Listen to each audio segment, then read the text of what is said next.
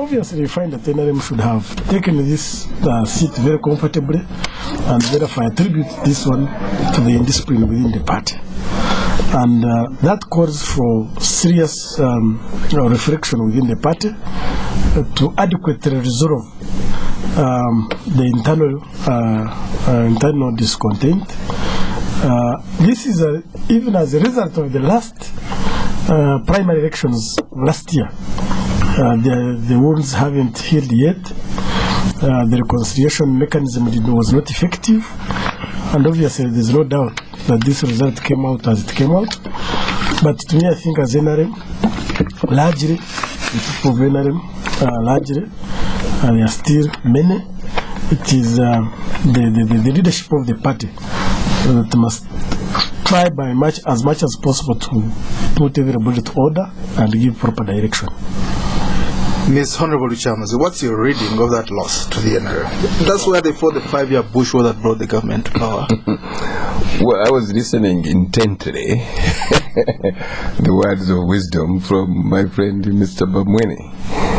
I knew him as a man who once spoke subjectively and objectively. First of all, Mr. Bamwine, I think it should be understood nationally and internationally that nobody can accept defeat if he or she did not emerge by preliminary results as a winner. So your insistence to contest the matter is out of fashion, because everyone knows that nobody would accept recounting in a manner where the boxes had already been tampered with. You wanted to repeat the legacy of Katongole Singh in Lubaga North. What do you mean? Some people might not have followed these events. What exactly do you mean? What I mean is that we all know that there were many reasons why the NRM had to lose. Can I mention some of them? Yes, sir. One is that the oil monetary crisis has obviously given an impression that government has a case to answer. Government senior ministers.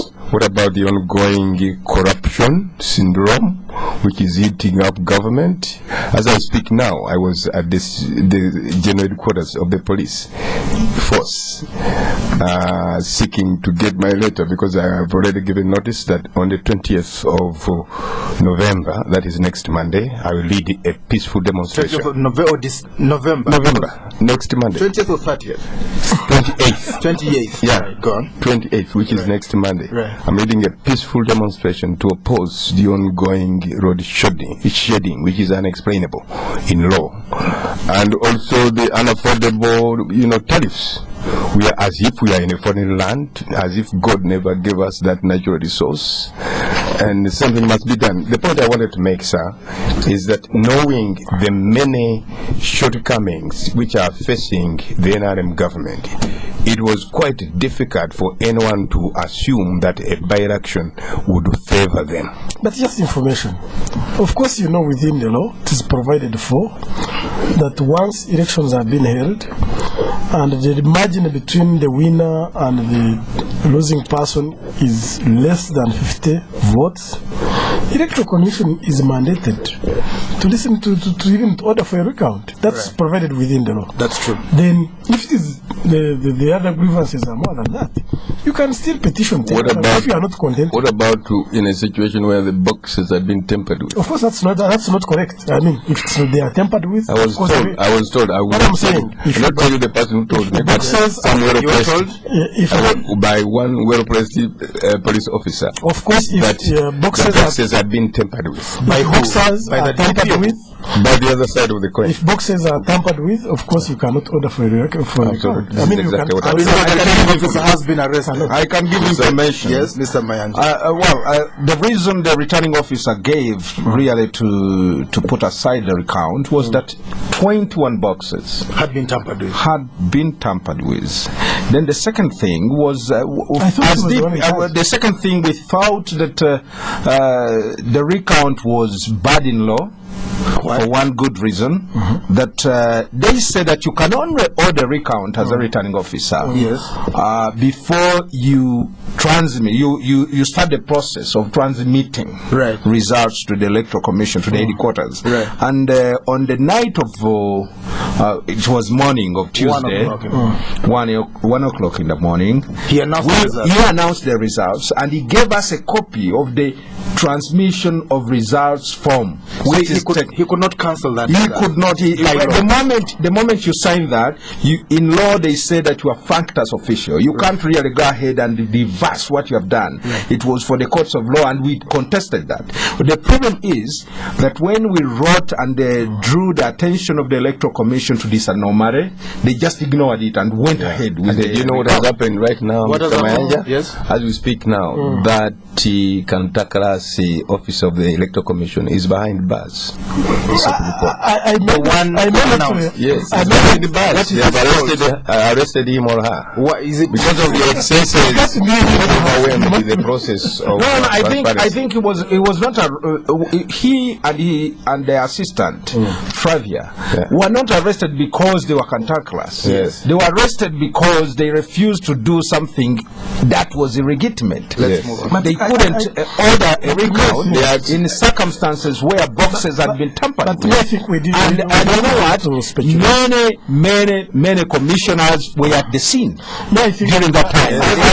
One person at a time. I think we don't need to speculate. Let's take it slowly, Mr. Bamwine. My view is that one, since the law provides that once the difference is less than 50 votes, a recount can be ordered. Now, I don't know, as far as I'm concerned, whether the returning officer was ordered or he acted within his knowledge. Okay. But of course, if you are ordering for a recount and you find that boxes are not sealed, then obviously there is no way recount can take place. We're going. But also the question isn't the returning officer the one who is in charge of those ballot boxes? I can also give you, before you move forward, I can give him information that the returning officer had been displaced from his offices, and that's where the boxes were being kept. It was the police in charge. I went there on when they were going to carry out the recount the next day. I went to deliver the letter to the returning officer.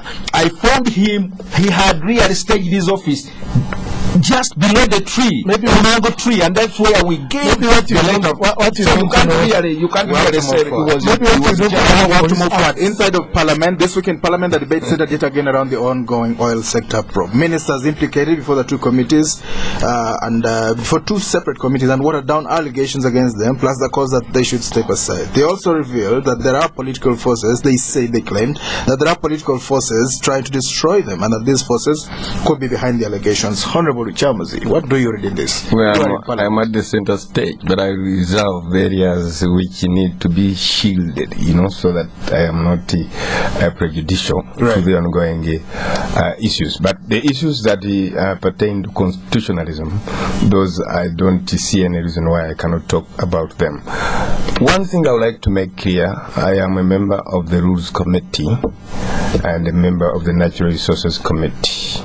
I really still hesitate to believe that Mr. Honorable Werike, who is the current chair of the Ad hoc committee, could have been allowed to chair that committee when at the time when he was Minister of State in charge of energy, he was also overseeing the signing of some of the contracts. Number two, the same person comes from the area where the Minister of Energy comes from. As if that was not enough, in these inquiries we are talking about articulately, the chairperson of the Natural Resources Committee would be one of the key witnesses for the Ad hoc committee now sitting. So I see a number of contradictions, but as if that was not enough, there is one thing that we must understand, and I need to clarify it constitutionally. Very quickly. The response of the President to the letter from the Speaker of Parliament, the Right Honorable Kadaga, has been highlighted by the ministers we are investigating on a number of occasions. I would like to think that that letter of the President is redundant because under Article 91 of the Constitution of Uganda, the President does not have veto powers to oversee what the President, what Parliament has passed. Mr. Mayanja. Well, I think this is First of all, I would like to say that it is good development that Parliament has started investigating this. But I would also want to say that the whole process has been really compromised when the ministers ignored an advice from Parliament that they step aside to pave way for the investigations. But more importantly is that I would like to see this debate, rather this probe going on, but it must be based on facts. If the ministers are saying that it is based on fabricated documents, they ought to be given a chance and they ought to prove that. And I really wouldn't like our parliament, a national parliament, to spend taxpayers' money investigating documents that are not there. But if there is a case, if they believe that these things are fake, then they should have stepped aside, because after all, at the end of the day, they will prove that these documents are wrong and they are going to be reinstated. But what would have been very beautiful for the democracy in Uganda is that these people should have accepted what Parliament did and they stepped aside. The other issues will come. We are going to hear so many things about this investigation. They are going to say, because nobody has ever been accused and they outrightly say that yes, this is true, they would definitely deny. But we think that this committee will be given a chance. It is independent, it is very impartial. They are going to investigate this matter without fear or favor, and they come out with a report that is going to reflect the true picture of the oil industry and the way agreements were really awarded. Otherwise, at this stage, we are still seeing the committee saying this, the accusers saying this, and the ministers denying. We are going to continue seeing that, but I hope they are going to go down and dig deeper about this issue. Well, but if, as you say, the documents are fake, if they are counterfeit documents, if they are not genuine, why would anyone want to step aside? Well, because you know that if they are counterfeits, that their status is going to be revealed, and if it is revealed, you are going to be reinstated. So they should have stepped down and really give these committees a chance to investigate them. Fred Bamwine. Well, you see, I want to be quoted. When this Hurbaro started, when they called the special parliament, I remember I was on this show. I said, as far as I'm concerned, the manner that session was conducted, the speed and the resolutions reached that, to me, I said they desired a lot. What do you mean? They left a lot to be desired? Yeah. Go on. And a week after or so, I was in Parliament again. I was in the gallery there. The same members of Parliament who passed those resolutions, this time they were about 4 camps in the Parliament. And when Lukyamuzi was there, and I started wondering. Others were saying, there's no need to investigate. Others were saying there's need for investigation. The very Parliament which passed them. Now today, you are hearing Honorable Lukyamuzi, who is the member of the committees that are doing this work. He's saying he does not have faith in the results because the chairman was a minister. And I'm asking myself, if a chairman was the minister, is he the one investigating, or it is the committee that is investigating? In short, he's telling you that as far as he's concerned, he doesn't expect much.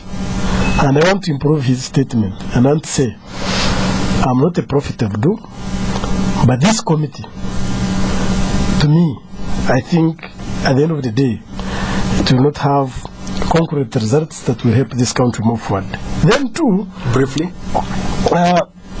I think it is him or somebody mentioned about the president's letter. I think it was Lukyamuzi. According to Lukyamuzi, the president shouldn't have responded. But the president is under obligation. The speaker wrote to the president about what Parliament has decided. Yes. So the president is under obligation to respond to those issues Parliament has raised. And actually, out of I think 10 resolutions, the president concurred with 7. Out of 10. And then he said these 3, as far as I'm concerned, this is what I think. Right. Therefore, to me, the president was doing his constitutional mandate, and he did it. You may not be happy about his response, but he had to respond. Absolutely. I think what I would wish to see happening. Yes.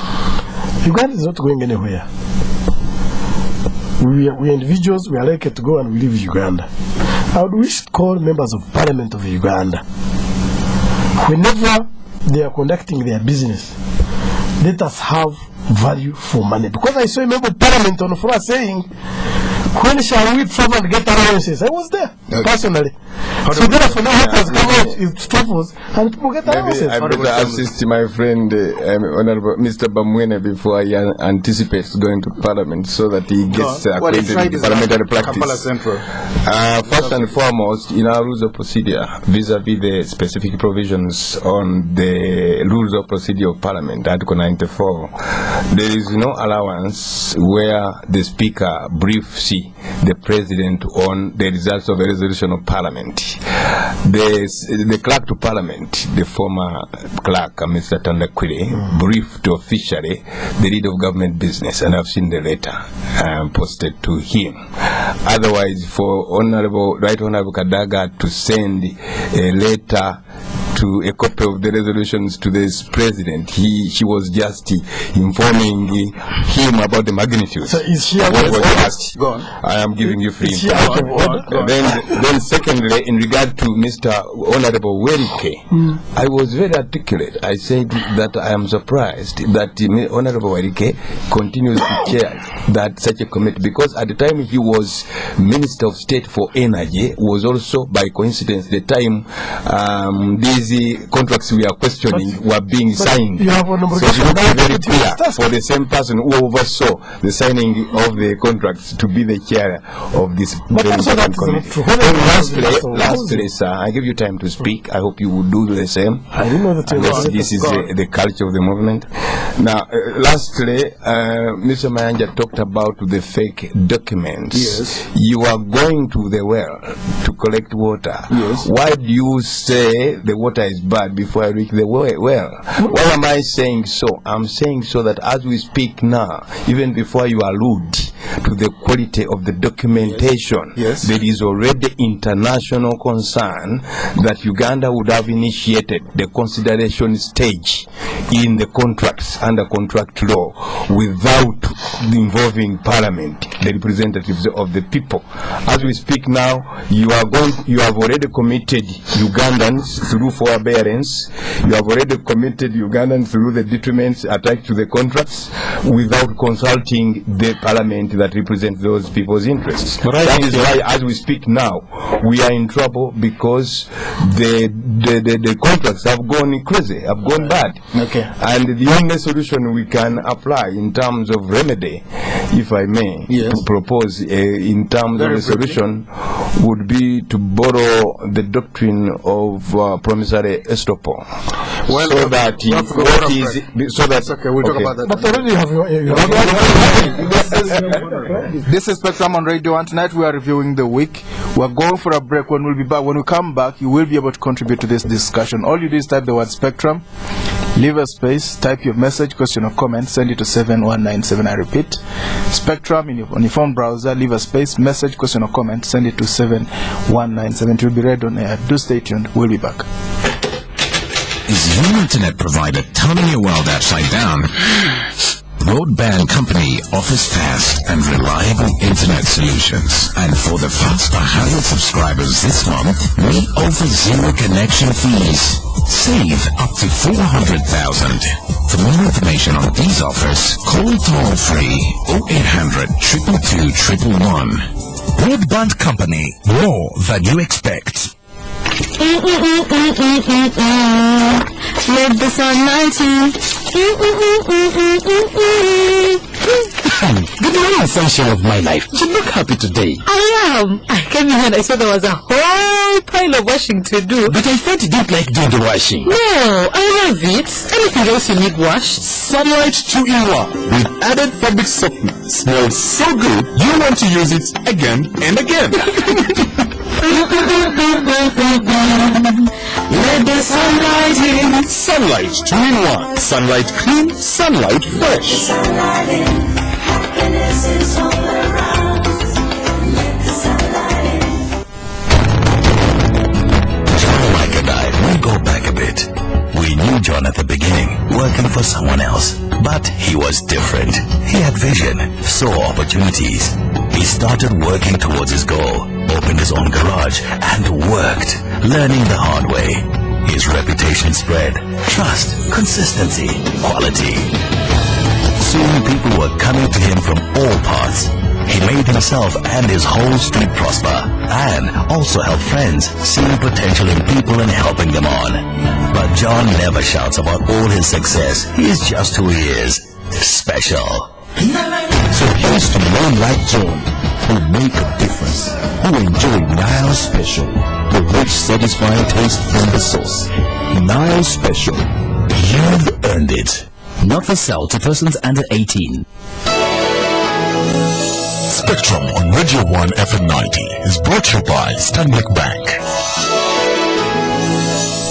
Welcome back to Spectrum on Radio 1. Tonight we are reviewing the week. Our guests, Honorable John Ken Lukyamuzi, Lubaga South MP, also President of the Conservative Party, Mr. Fred Bamwine, former Nakawa RDC, now at the NRM Communications Bureau, and Mr. Vincent Mayanja, Deputy Secretary General of the Democratic Party. You can contribute to this discussion. Send your message via text. All you do is type the word Spectrum, leave a space, message, question or comment, send it to 7197. That is Spectrum, message, question or comment, send it to 7197. Mr. Mayanja, the Speaker, this week there were media reports about her questioning her own integrity. One report says she spent a lot of money going to Switzerland. Another report says she was involved with bad management of finances at FIDA.